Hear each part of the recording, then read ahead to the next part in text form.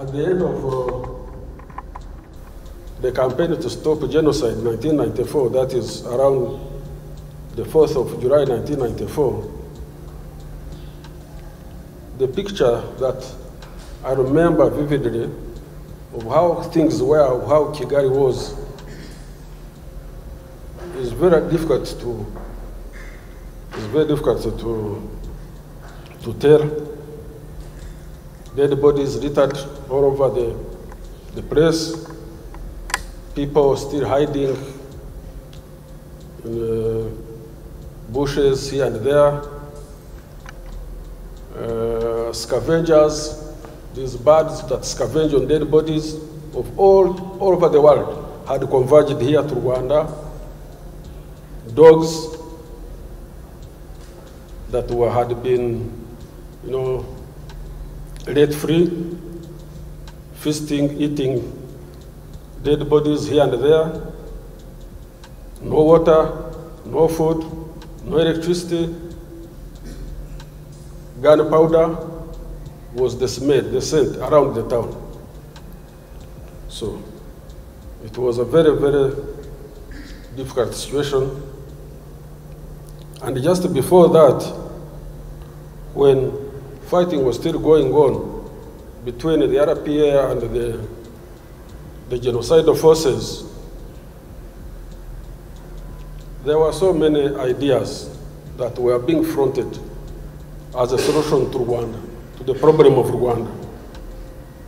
Some people were saying Rwanda can never stand to manage itself. Therefore, the best solution would be to take parts of Rwanda and annex them to the nearest countries bordering it.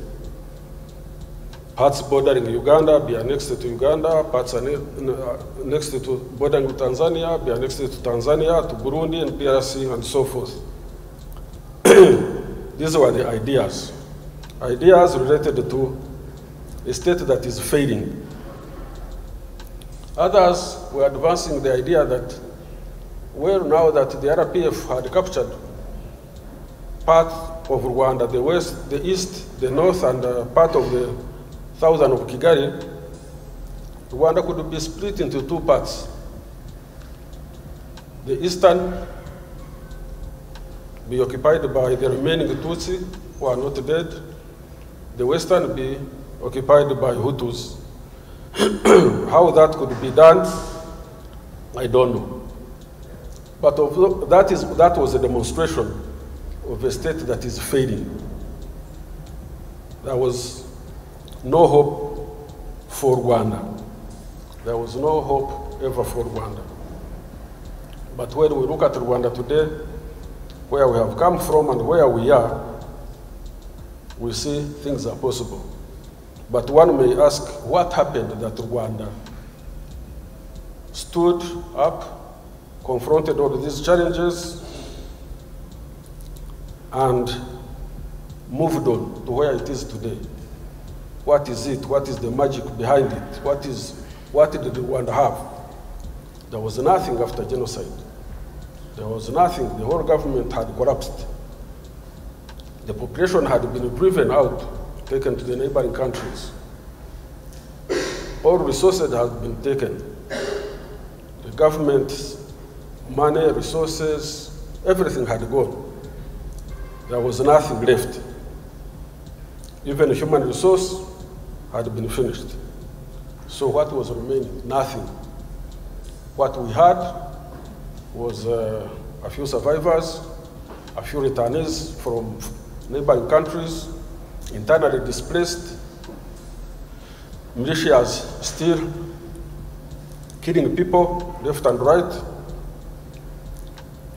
a useless UN force around,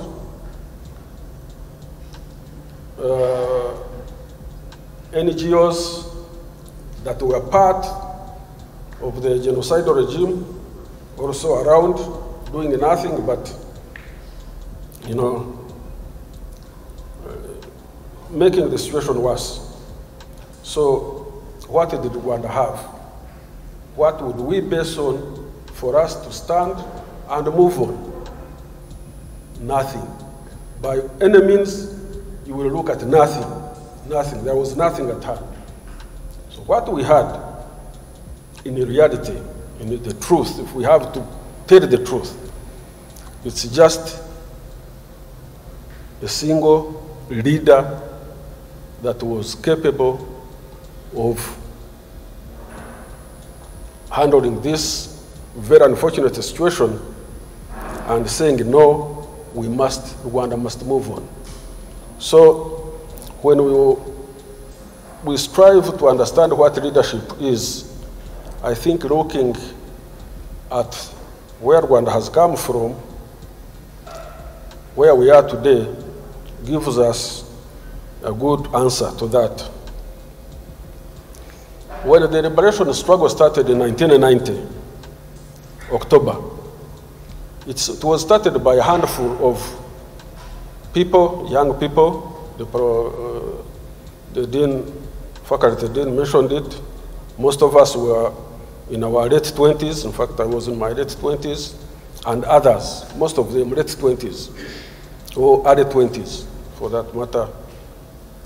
A handful of young people who had been refugees for many years in a neighboring country in Uganda, for 30 years, whose parents had been in exile for 30 years as refugees, tormented, harassed, with no future, with no hope of ever having a nation they call theirs, decided to desert, to disengage from the army they were serving, they had been in Uganda, and to invade Rwanda. For anybody who knows some basic military science, will say these people were adventurers. Will say these people were adventurers. How can a handful, hundreds of people, maybe 400 people on the first day, decide to invade a country that is, strong, that has allies, has friends, has an army, has assets, armor, air force, and everything, and think they would win that war?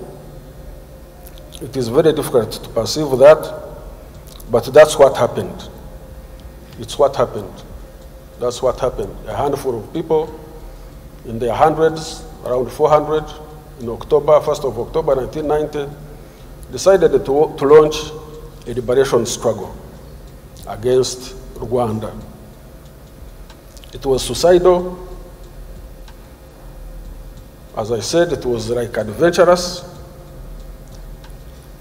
because the military forces, the military capacities were not equal. The government was strong. We, the rebels, with a handful of arms, decided to fight what we thought was right. When the war started, in just about a week's time, the government of Rwanda was supported by powerful nations. The French came in with their force. They airlifted their force from Central African Republic. The French usually have bases within their African former colonies. So the French came in. Mobutu, who was the leader of Zaire then, also sent in a big force, a division. The French, the Belgians, Mobutu's soldiers, plus the government forces, all converged on a few soldiers that had crossed over from Uganda, the Rwandese who disengaged from the Ugandan army and decided to come to liberate their country. They converged on us in the eastern part of Rwanda, near the border of Rwanda and Tanzania. Within just a matter of weeks, 2 or 3 weeks, it looked like we would be annihilated. All our leaders, right from the topmost leader, the late General Fred Gisarwijema, was killed, and other leaders were killed, plus many other soldiers, others wounded. So the situation was terribly bad. It looked like we would never succeed. It looked like we had lost the war completely. In military terms, we had lost the war. We were retreating. Others retreating to Tanzania, others back to Uganda.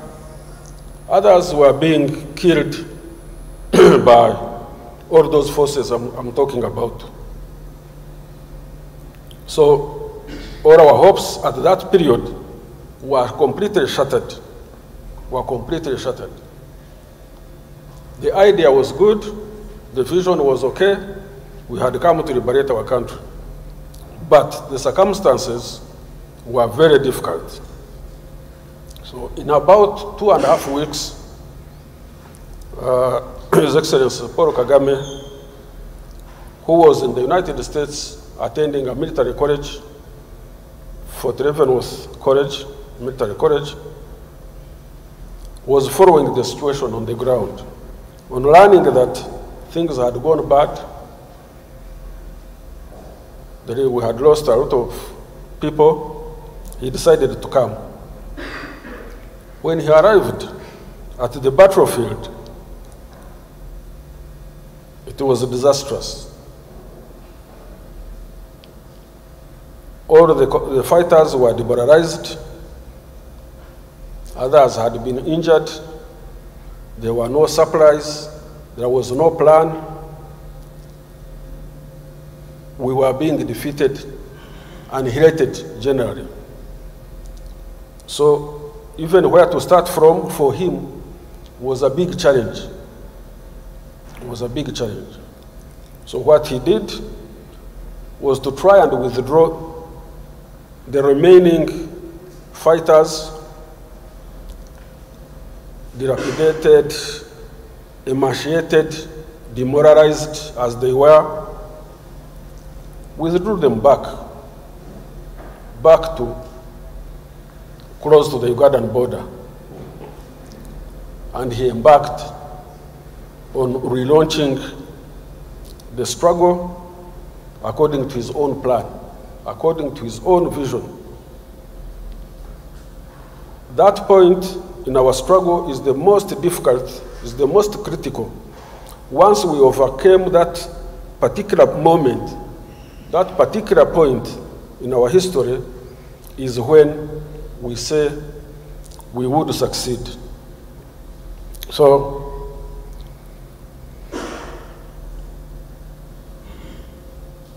what did he come with? He did not come with any arms, he did not come with the troops, he did not come with anything. He just presented himself with his own way of leadership, with his own ways of dealing with things, difficult as it was. He gave hope, his coming gave hope that the struggle would continue and we would win the war. He started by asking a number of questions to some of the commanders he found. He asked them why they were being defeated, why they were being molested, why they were losing as if they had no cause to fight. They said the enemy was strong. He said the enemy can never be strong because what you are fighting for is much bigger than the strength of this enemy. What you call the enemy's strength is just an excuse for your own weaknesses. Let's do the right thing, and if we do the right things right, then we shall regain the war, we shall win this war. So that first part of his coming was devoted to sitting down with the soldiers, sitting down with the commanders, and communicating to them what he thought would help them win the war. And he indeed inculcated the most important values that would later become the basis for our success. A great sense of patriotism, the love for your country, that love for your country that would make you face the enemy, whichever enemy